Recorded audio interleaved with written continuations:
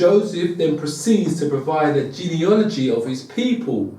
Though a fierce Jewish nationalist, proud of wielding the scepter of Judah, he cannot and does not claim for them Semitic descent.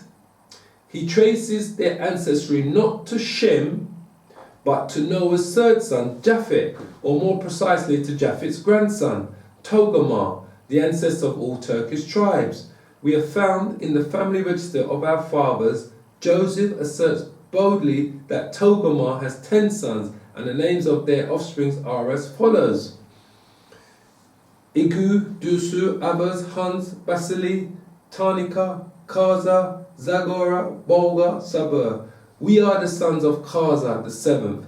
The identity of some of these tribes, with names spelled in the Hebrew script, is rather dubious, but that hardly matters. The characteristic feature in this genealogy exercise is the amalgamation of Genesis with Turkish tribal conditions. After the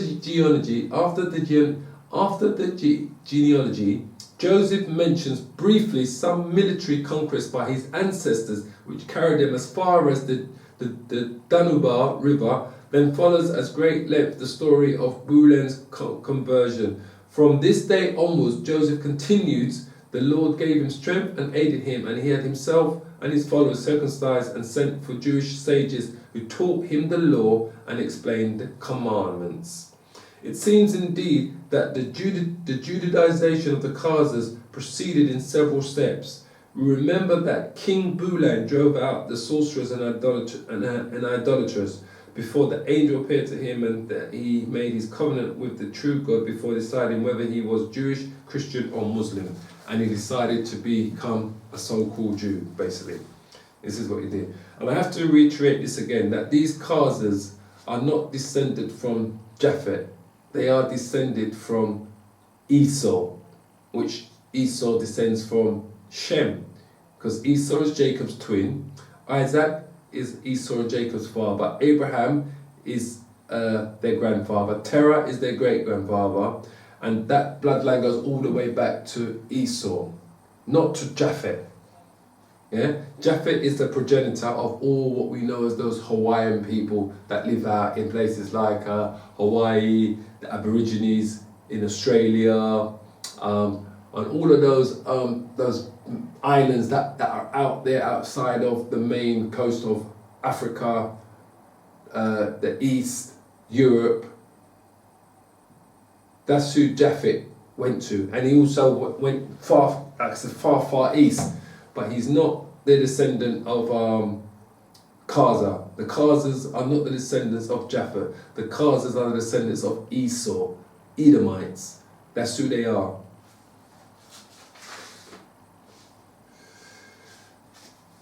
Okay, we're going to jump a few pages.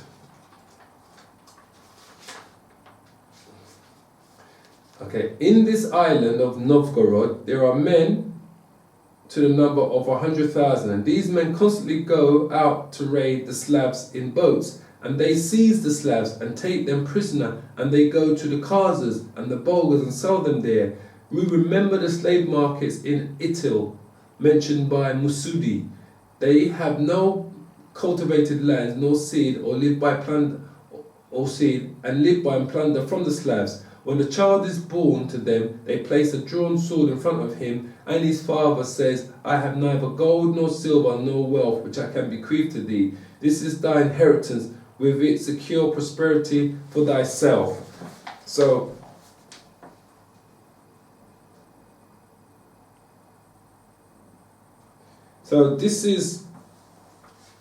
these are Slavs that are telling you what they remembered when they were trading with the Khazars, and how they said they lived and how their newborns were. So let me read this again. It's page 89. It says, in this Novgorod, there are men to the number of 100,000. These men constantly go out to raid the Slavs in boats, and they seize the Slavs and take them prisoner. And they go to the Khazars, yeah? These are Novgorods. They go to the Khazars, because that's where the word slave comes from, Slavs, yeah? They go to the Khazars and the Bulgars and sell them there. Remember the slave markets in Atil, mentioned by Musudi, yeah? They have no cultivated lands nor seed, and live by and plunder from the Slavs. When a child is born to them, they place a drawn sword in front of him and his father and say, I have neither gold nor silver nor wealth which I can bequeath to thee. This is thine inheritance with secure prosperity for thyself. So he's saying the sword is thine inheritance. Yeah, this is what the Khazars do to their children when they're young to tell them about the inheritance. It's going to be the sword. Yeah, they say it's not. He says he's got neither gold nor silver nor wealth, but the sword is going to be your inheritance. So if we go to Genesis, let's see what Esau's inheritance was. Chapter 12. No, okay.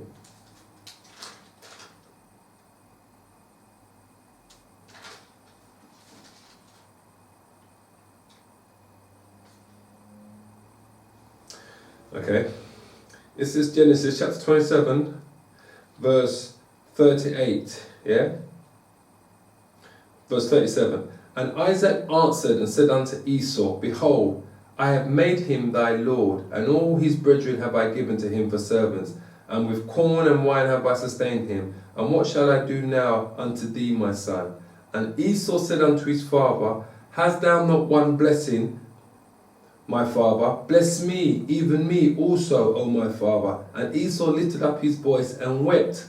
And Isaac his father answered and said unto him, Behold, thy dwelling shall be the fatness of the earth, and of the dew of heaven from above. And by the sword shalt thou live, and shalt serve thy brother. And it shall come to pass that when thou shalt have the dominion, that thou shalt break his yoke from off thy neck. And Esau hated Jacob because of the blessing wherewith his father blessed him. And Esau said in his heart, The days of mourning for my father are at hand. Then I will slay my brother Jacob. And these words of Esau, and these words of Esau, her elder son, were told to Rebekah, and she sent and called Jacob to her younger son, and said unto him, Behold, thy brother Esau, as touching thee, does comfort himself, purposing to kill thee. So Esau's blessing was what? The sword. So which is it? It says, and by the sword shalt thou live, and shalt serve thy brother, and it shall come to pass that when thou shalt have dominion, that thou shalt break his yoke from thy neck. Yeah? So then we've got here, this is on the island of Novgorod, yeah? There are men of a number of 100,000. These men constantly go and raid the Slavs in boats, and they seize the Slavs and take them prisoners, and they go to the Khazars and Bulgars and sell them, right? Okay, so remember the slave market in Itil mentioned by Musudi. So Musudi is giving you a description of what he saw when he went amongst the Khazars, yeah? What he saw, how they live. They have no cultivated lands, he said, yeah, nor seed, and live by plunder from the Slavs.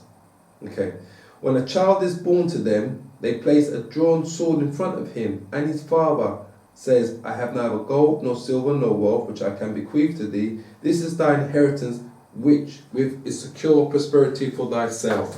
So he told him that the sword is an inheritance. And he told you in the scriptures that when Jacob blessed Esau, his blessing, his inheritance was what? Was the sword and the fatness of the earth.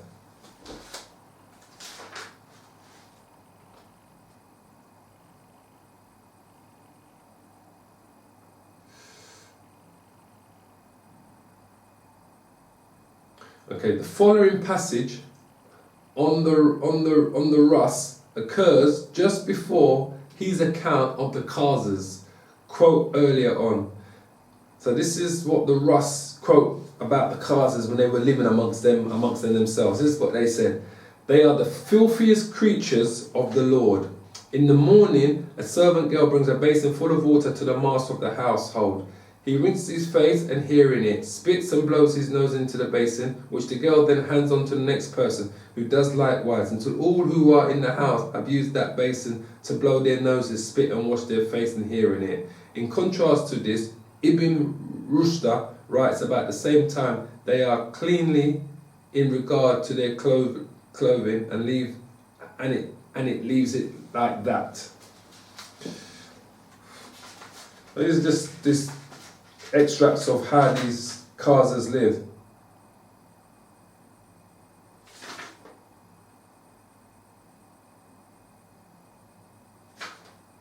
The Russian Chronicle keeps referring to heroes coming from Zemlya Zidvoskia, the country of the Jews, and the gate of the Khazars in Kiev kept the memory of its erstwhile rulers alive till modern times.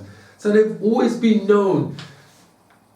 The native Russians, Ukrainians, Polish, Hungarians always know that these Khazars, these Jews that were living amongst them, were actually Khazarians. So they've always known it. So that the native people of these Eastern European countries, from Russia to Poland to Hungary, Czechoslovakia, Slovenia, Poland, Ukraine, Lithuania, they've always known that these Khazarians, these Jews, these so-called Jews that lived amongst them were Khazarians. So it's never been a mystery to them. Never. Because in their churches, all throughout Eastern Europe, their depiction of the Israelites back in biblical days, of Yahushua, who they ignorantly called Jesus Christ, the apostles, the disciples, Mary, the Madonna, everything, black. Because they knew the true Israelites, the biblical Israelites, the disciples, the apostles, the prophets, Yahushua, they knew that they were all black. It wasn't a mystery to them. And they knew that these people that were calling themselves Jews that lived amongst them were Khazars. It was no mystery to them.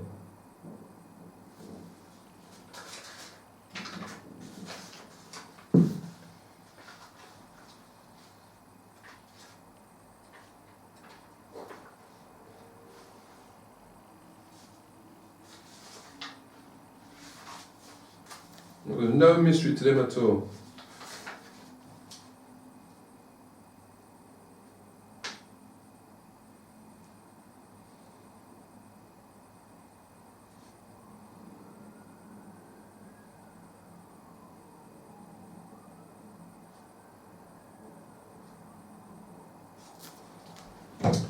There may have been small numbers of real Jews living in Hungary, right, from Roman days, but there can be little doubt that the majority of this important portion of the modern Jewry originated in the migratory waves of the Khazars, who played such a dominant part in early Hungarian history. This episode puts an end to the double kingship, but not to an influence of the Khazar Jewish community in Hungary.